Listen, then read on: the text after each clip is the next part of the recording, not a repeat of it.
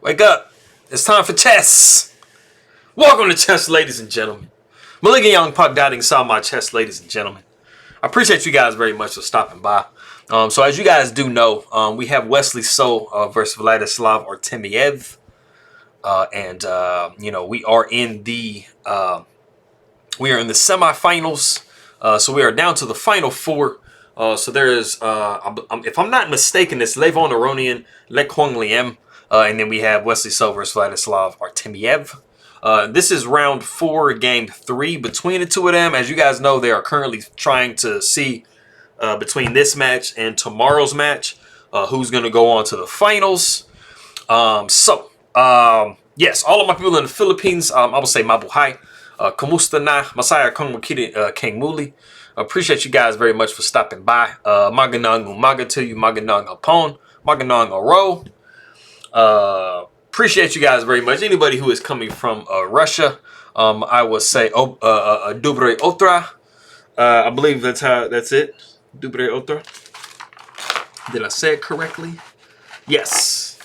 Dobre Otra. Privyet to you guys. Kcd2 Spasibo for coming by and taking a look at my stuff. I appreciate you guys very much. But if you guys are ready to go, let's take a look and see what we have for this game. So we got e4, c5. So we do have a Sicilian on the board. Knight comes to f3. We have e6. So this is another common move. Pretty much when you see a Sicilian, like probably 75% of the time you're going to see knight to f3. And then you can see any number of things. I mean, you can have knight coming to c6 immediately. You can see d6 coming, e6 coming. Even some dragon type situations. But we do have e6. d4, pawn takes d4, knight takes d4. We have knight to c6. So with this, we have the Sicilian defense, and it is the Taimanov variation.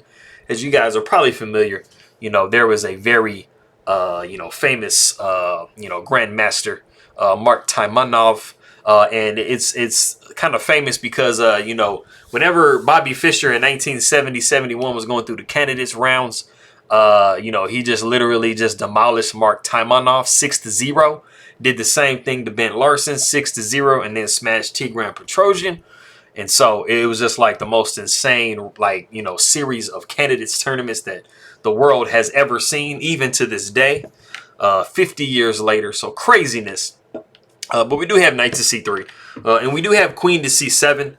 And then bishop comes to e3, we see a6. Now, if we back up, a lot of the times before you see queen to c7, you'll actually see a6. Just making sure that when you do get to c7, your queen is able to rest there. Because as you guys can see, if you play queen to c7 immediately, sometimes you can see a knight d to b5, just kind of kicking the queen somewhere. But we don't see that in the game. We see bishop to e3, and then a6 does come. Queen comes to d2. We have knight to f6. We have castles by white. Bishop comes to e3. We have f3, b5, g4. Knight takes d4. Bishop takes d4. We see bishop to b7. King comes to b1, just making sure that we have a little bit of extra security for our king. We have castles by black, and then h4 comes. And as you guys are probably familiar, when you do have opposite side castling, you're going to almost always see like crazy, pawn attacks. I mean, so especially with the Sicilian, you're going to see a6, b5, possibly something like b4, trying to, see if you can get some situations open. The rook would probably swing over here or something like that.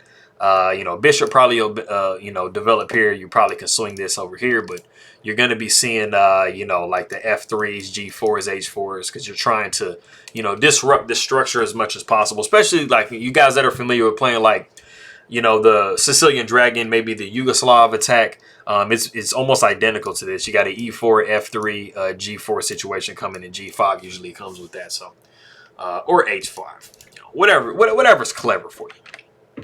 So like I said, b4 comes, knight comes to a4. We have d5, knight comes to b6. And that is not too big of an inconvenience for black because, I mean, you really kind of want to move the rook anyway. So we do see rook a to d8. And this is the novelty of the game. So rook a to d8 is the first time that this move has been played. I can't off top think of what the move was before. I want to say it was e5, if I'm not mistaken, but I might be wrong.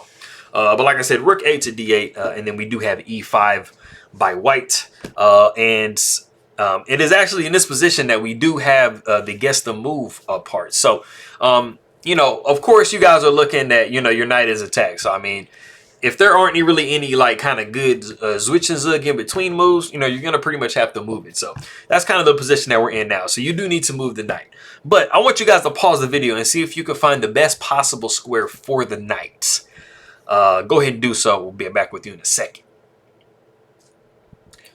Okay, cool. So for those of you that think, okay, you know what, like I want to kind of keep it on more of an active square. Let me like try to challenge this knight over here. Let me move it to knight to d7. You would be that is like not the move. So if you wanted to you know, maybe possibly kind of redirect it over, maybe move the queen at some point and maybe get to knight to c7, that is also not the move. It kind of seems like now you only have like 3 other options. You can put the knight on h5, which will just be taken. You can put the knight on g4, which will just be taken. And you can also put the knight on e4. And those are all just where you're just going to get taken. The crazy thing about it is the best move in the position, and I think it's going to shock you because I honestly don't feel like this was going to be a move that I would have seen as black. Because it just looks like it throws your piece away. Not that one. Knight to e4. Is actually the move. And it seems crazy because, I mean, it's like, yeah, it kind of seems like maybe you're threatening the queen, but you're just going to get taken. And it doesn't really seem like there's a good enough pin on this file. But there actually is. So like I said, if you did not get this one right, don't feel bad. I would have gotten it wrong myself. If I flipped it around and tried to figure out, you know, where to move. I probably would have ended up just going knight to d7, just trying to attack this this knight and get it out of my kitchen.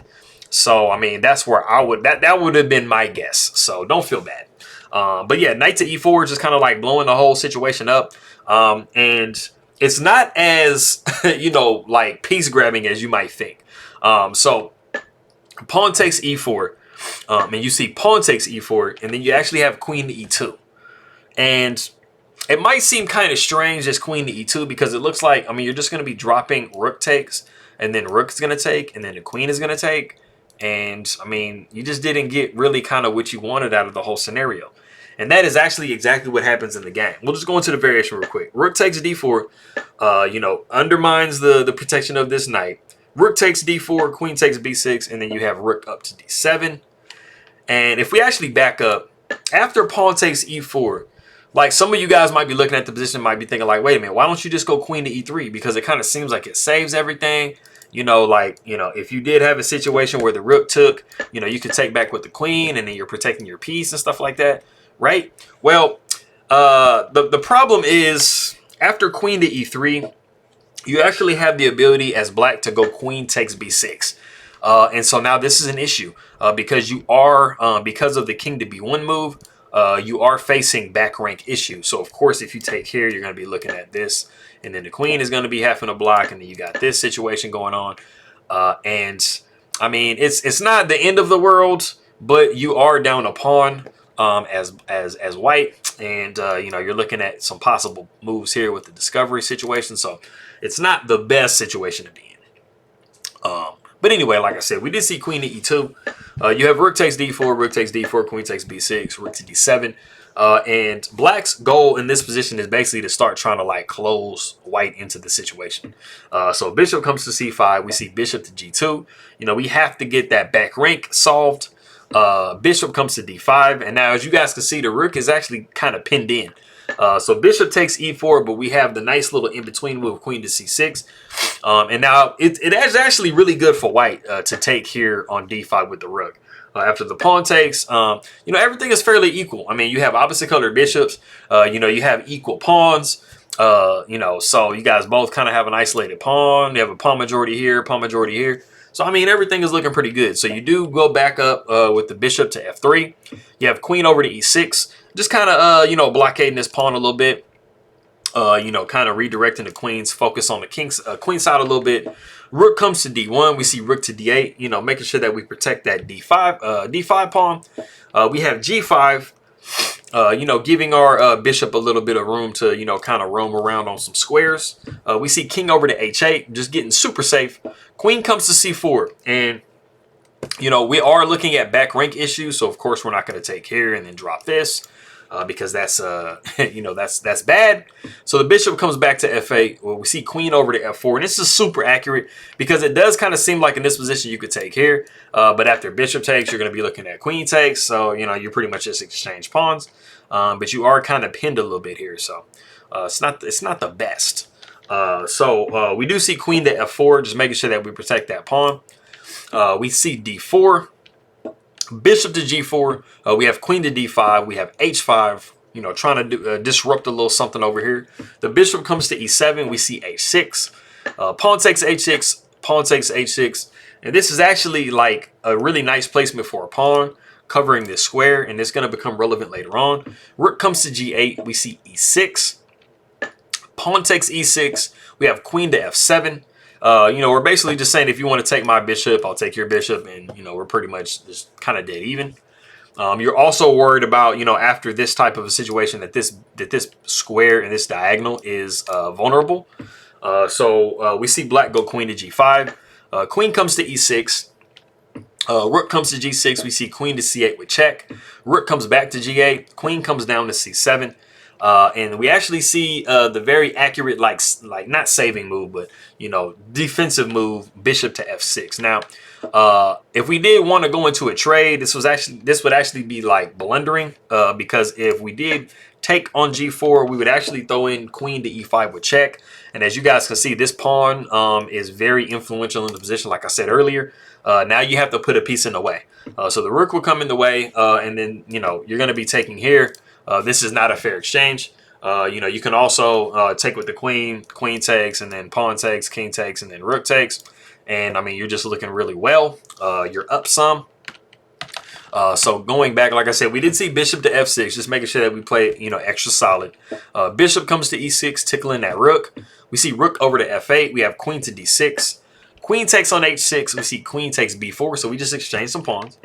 We have d3. C3, bishop back to g7. We see bishop to c4. We see d2, bishop down to d3. We see queen to e3. King comes to c2. We see rook to d8. Bishop takes on a6. Rook over to queen over to f3. We see rook takes d2. Rook takes d2 with check. King takes d2. We see queen to d5 with check. Queen comes to c2. Queen takes on a2, so we've got a little bit of material back, but you know, it's still looking pretty solid for white here. Queen comes up to b8 with check, and this is kind of like, this is a little bit of an annoying move because it forces queen back to g8. Because of course, I mean, the only other option, because the king is stalemated, is to move this bishop back. And you know, if this queen wasn't on the board or able to come back, you know, this would be a mating scenario, because you know, then nothing could cover this, you know, this checkmate here. So we see queen back to g8. Queen takes g8. King takes g8. We see b4. We have king to f7. We see c4. And now you guys can see that we're going to get into a pawn race. But the major benefit of white's position is the fact that they can actually stop this pawn. And they're more focused on these two squares as far as stopping the pawn is concerned. So all you really need to do is move the bishop up here, move the bishop up here. And you're going to be able to influence those two diagonals, those two squares. And you do have an extra pawn. So even though sometimes you can have opposite colored bishops and be a pawn up or something and it's kind of a draw, the major difference in the situation is, like I said, the fact that the king is able to come and penetrate, and also you don't have any rook pawns. So, you know, that greatly reduces drawing chances. So this is very nice for white. So we see king to e6. We got c5. We see bishop back to f8. Bishop comes to b7. So, you know, it's moving into the position to make sure that it controls the queening square. King comes down to e5. We see king to d3, opposing a black's king. We see h5. King comes to c4. We see h4. Now bishop comes to c8 because they say, hey, man, let me get out of the way. Let me go ahead and, you know, create an avenue for this pawn. But then also let me make sure this pawn doesn't move anymore. We see f6. We have b5. King comes to e7. We see b6. And now you can see it's getting pretty dire. Like, you know, black is having to get in a crazy defensive position. So we see king to d8. We see bishop to h3. Now this bishop is blockading this pawn. But more importantly, it is making sure that it defends this queening square.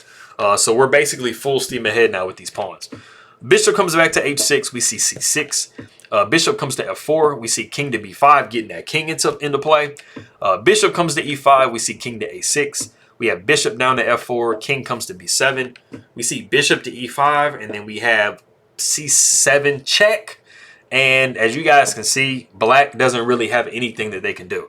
The only possible options, because this pawn cannot move, is either to just kind of shuffle this bishop again, in which this is just going to allow the queening of the pawn, or sacrificing itself, which, I mean, this would just end up in just the pawn queening as well, just like one move later, or the king moving away, all of which basically makes, you know, the position, you know, just completely dire for black, and it is just not possible to win this position. Even if you didn't have this bishop on the board, a queen and a king versus a king and a bishop, you're always going to be able to separate these two pieces and fork. And it's the same thing with the rook. Now, the rook takes a lot of technique to do that queen and king versus a rook and a king.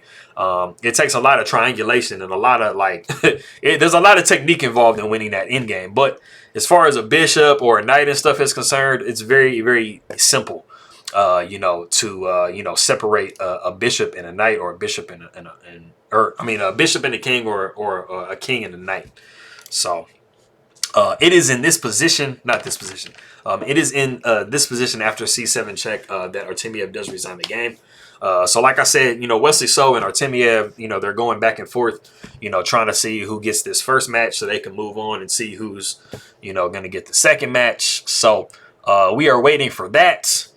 I think most of you guys are asleep anyway, so you guys haven't really started to get up and, you know, kind of get your, you know, get your morning chess for the day. But I appreciate everybody very much.